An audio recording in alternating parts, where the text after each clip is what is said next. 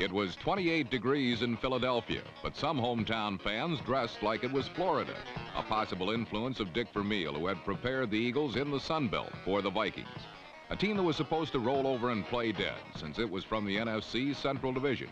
It didn't work that way. Minnesota came out rolling over the Eagles. They scored on their first possession when quarterback Tommy Kramer found number 85 Sammy White to cap a 70-yard drive.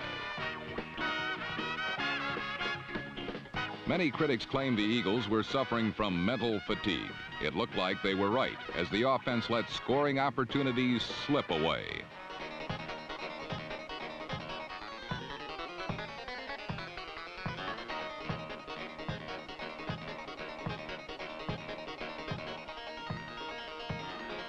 The defense was letting Viking receivers slip away on their short routes. Tight end Joe Sensor, number 81, set up another touchdown in the second quarter to put Minnesota out front by 14 points.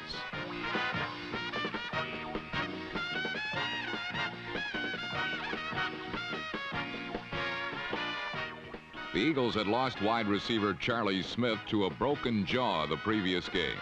So Ron Jaworski went to back up Scott Fitzke. But Fitzke broke his foot making this reception on the frozen AstroTurf. This left Dick Vermeil with only 2 wide receivers. Fortunately, one happened to be All-Pro Harold Carmichael. Carmichael prevented things from getting any further out of hand for the Eagles and narrowed the gap to 7 points at the half.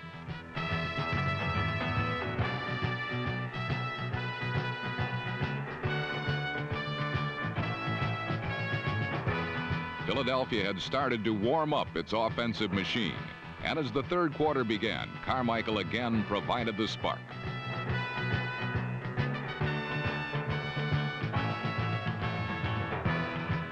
His reception put the Eagles on the Vikings' 8-yard line and helped open up the running game. Behind a great block by number 69 Woody Peoples, Wilbert Montgomery, who had been battered by the Vikings for most of the game, now fought back, taking 3 defenders into the end zone to even the contest at 14 points apiece.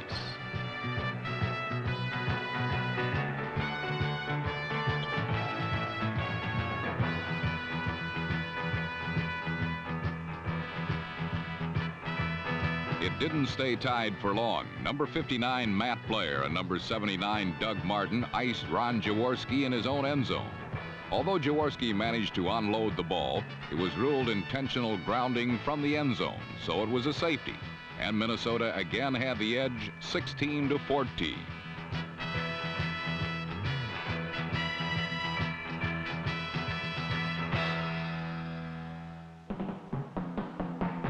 But then it was the Vikings' turn to make mistakes. Eddie Payton fumbled a punt, and the Eagles were in scoring position again.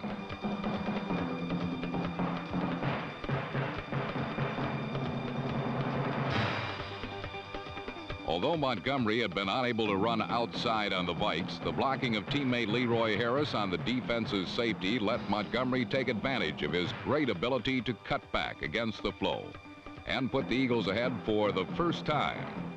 But with a score at 21-16, both teams started making mistakes.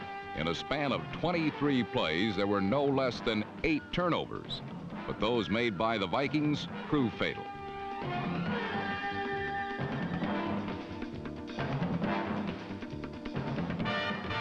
The Vikings had lost only 3 fumbles the entire year. Now they watched the entire season pass before their eyes as they lost 3 fumbles in a matter of minutes. Minnesota could only muster a total of 88 yards and 5 first downs for the entire second half. The final blow was another turnover late in the game when number 55 Frank LeMaster intercepted a pass to set up yet another scoring opportunity for the Eagles.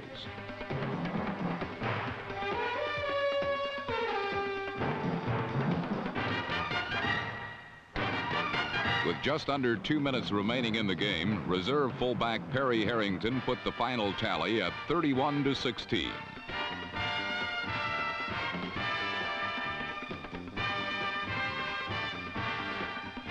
For the third year in a row, Dick Vermeil had moved one step closer to the Super Bowl.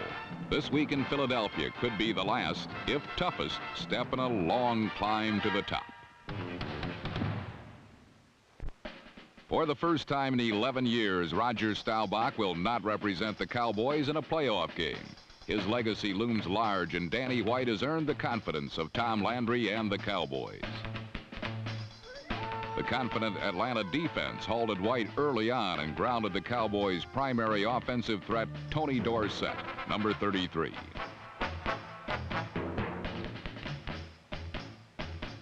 When the Cowboys did wander into the end zone, it was declared off limits. Officials ruled that Butch Johnson, number 86, never had possession of this Danny White pass.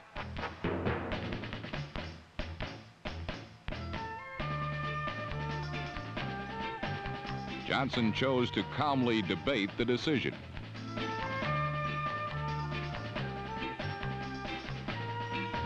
The touchdown was denied, and Dallas settled for a field goal. A Billy Joe Dupree touchdown tied the game at 10, when the magnitude of Atlanta's explosive offense was reflected by its smallest member, number 84, Alfred Jenkins.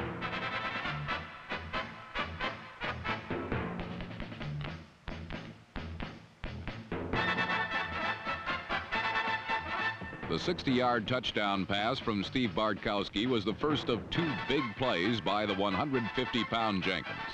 The next covered 50 yards, exposing the Cowboys' soft spot, the secondary.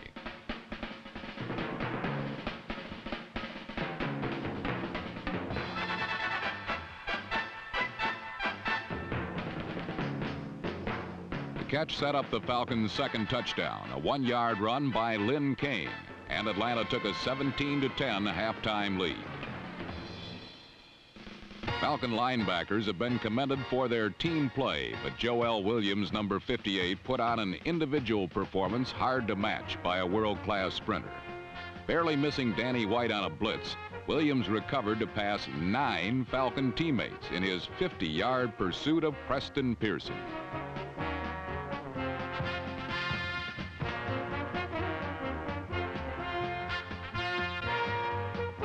After forcing the fumble and nearly recovering it, Williams was the first to throw a block on the return. Williams' effort initiated a 70-yard Atlanta drive, ending with a scoring pass to William Andrews, number 31. Atlanta 24, Dallas 10. The NFL's most versatile running back illustrated yet another skill as a contortionist.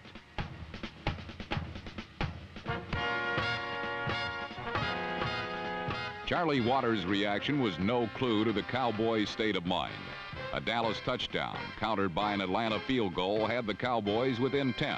It would take 2 Cowboy touchdowns to win. Skeptics claim that Danny White lacked the experience and skill to rally the Cowboys in the Staubach style. The skeptics were wrong. With less than 4 minutes remaining, White exhibited confidence, poise, and patience. All the components necessary to orchestrate the comeback expected of him.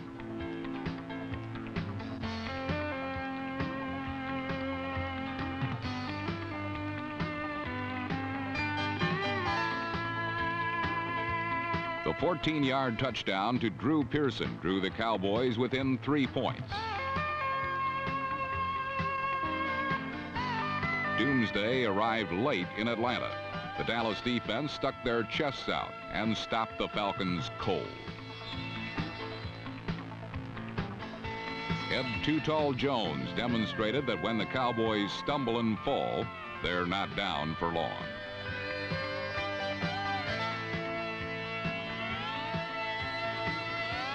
With 49 seconds left, second down and a yard to go from the Falcon 23, White again looked for Drew Pearson.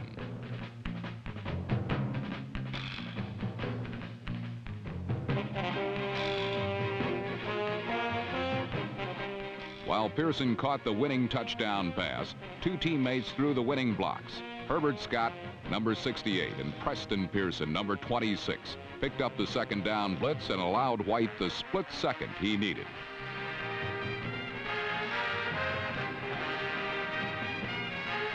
The touchdown was the Cowboys' third of the fourth quarter and finalized a 30-27 Dallas win. The fringe benefits of victory include a berth in the NFC Championship game. The Atlanta defense was virtually non-existent in the last 17 minutes of play, and the Falcons' Super Bowl flame was doused. For Dallas, the operative word is maturity. Danny White has come of age.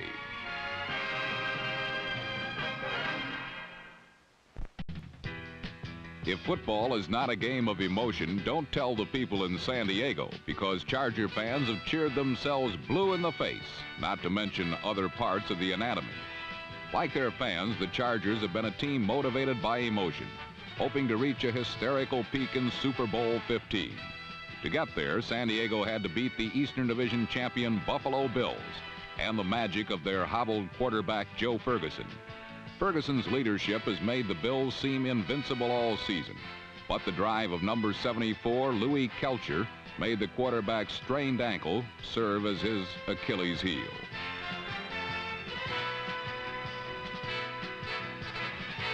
Ferguson's fragile condition was one of concern and pity, but with playoff elimination on the line, the Chargers showed no mercy.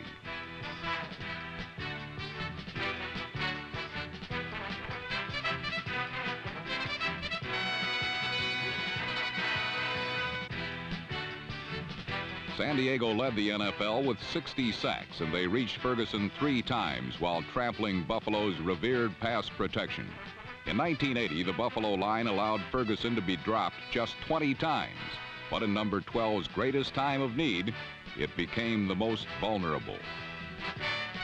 Despite excruciating pain, Ferguson refused to sit himself down and risk the consequences of future pummelings. His courage became the spark of an angered Bills team. As the league's best defense, Buffalo was determined to stop the Chargers while imposing a small lecture on gridiron etiquette. Like a runaway steamroller, Buffalo was determined to flatten everything in its path. The 3-man rush of Sherman White, Fred Smerlas, and Ben Williams each drew double blocking coverage, but still made Dan Fouts feel the heat.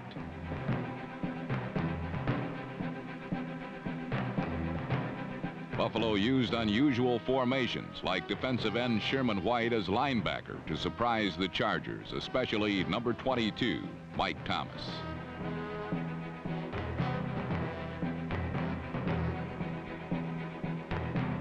Buffalo's pressure defense prevented Dan Fouts' Gatling gun passing game to connect with its characteristic frequency.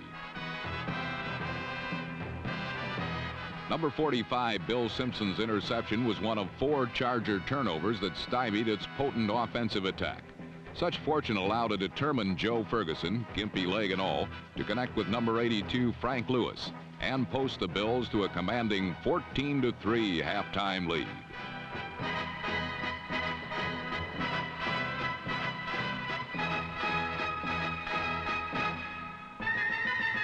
With Buffalo denying Fouts a completion of more than 20 yards, San Diego's deep threat strategy was revised. The Chargers temporarily shelved the long ball in lieu of short, crisp passes. With the Bills concerned with the Chargers' speedy receivers, Fouts regularly looked for number 46, Chuck Muncie.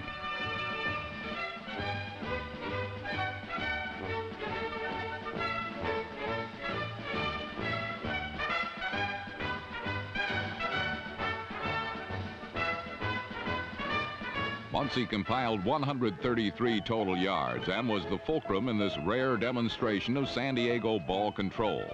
This diet of short passes paid off as Fouts found number 18, Charlie Joyner, open for 6 points.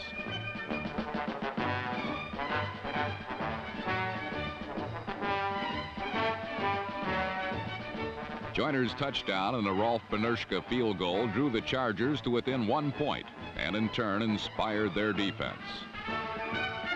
Runners like number 20, Joe Cribbs, became putty in the Chargers' vice-like grip as San Diego buried the Buffalo attack. This defensive domination allowed Fouts the opportunity to engineer a go-ahead drive. But while the Bills were awaiting another short pass, Fouts reverted to his old habit of the long ball.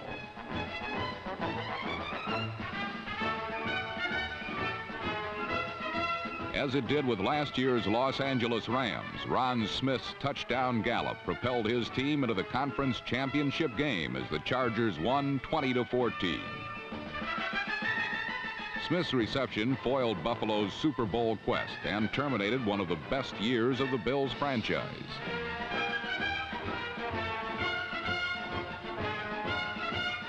Both the Chargers and Bills have had successful years because of their depth of talent and their intense emotion.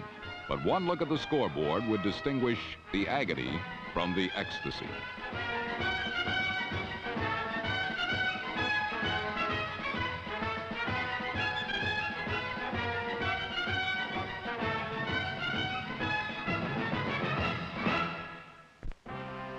The Raiders met the Browns in Cleveland last Sunday with a temperature a knee-knocking 1 degree above zero. With a wind chill factor of 37 below, it was the coldest postseason game in 13 years. But Oakland shirt sleeve Dave Dalby matched his California cool against the elements. Cleveland coach Sam Ratigliano discussed field conditions with a noted meteorologist and football forecaster. Browns quarterback Brian Sipe, number 17, longed for a dry ball and unfettered fingers to catch it.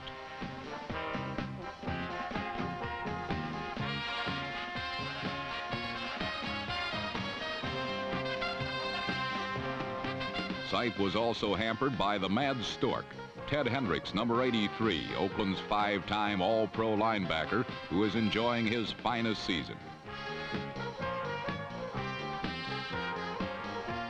Allowed to freelance by the Oakland coaching staff, Hendricks roamed the field, discarding blockers and disrupting both the pass and the run.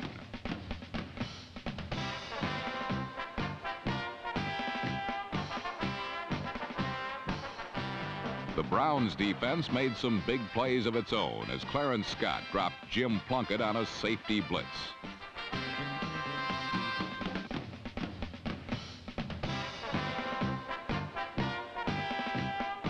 But the Browns' biggest play of the day was made by cornerback Ron Bolton, number 28.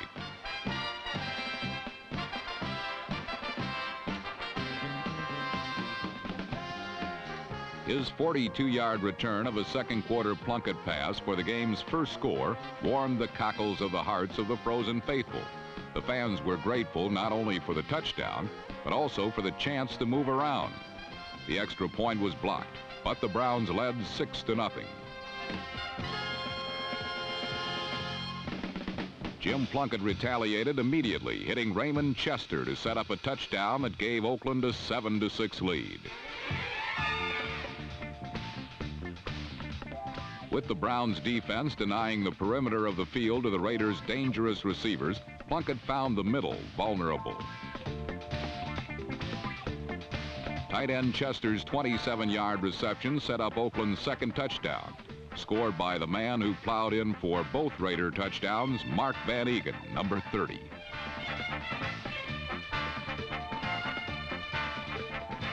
Van Egan may be the most unpublicized back in the NFL, but he has averaged over 1,000 yards for the 4 seasons prior to this one. With Cleveland having added 2 Don Cockraw field goals, the score now stood 14-12, Oakland. The Raiders' brilliant defense meant to keep it that way.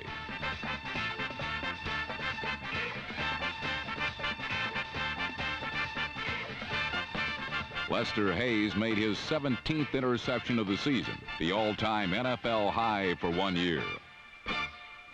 Oakland was unable to hold its breath as Cleveland mounted a late charge.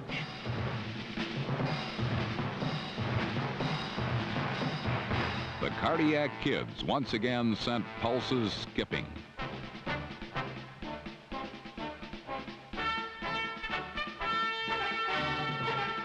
Greg Pruitt caught Brian Sipe's pass with less than a minute left in the game to spur hopes of yet another miracle.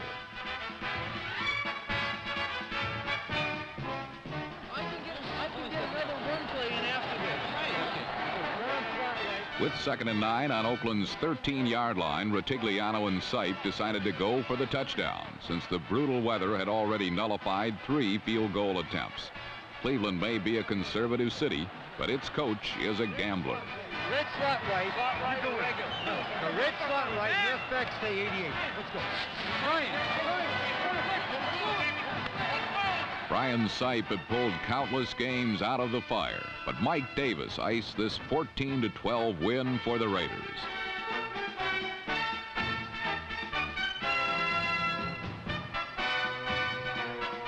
There was no joy in Mudville, for Mighty Casey had struck out.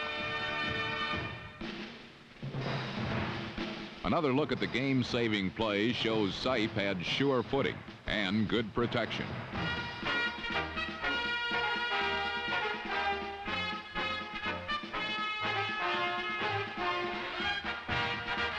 He simply threw a bad pass, something he hasn't done often in amassing over 4,000 yards this year.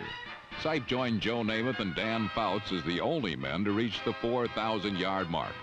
Cleveland has become synonymous with last-second victories, but Oakland has been winning heart-stoppers since the Cardiac Kids were in grade school. The Raiders, only 9-7 last year, can graduate to their third Super Bowl with a victory over the San Diego Chargers this week in the more agreeable climate of Southern California.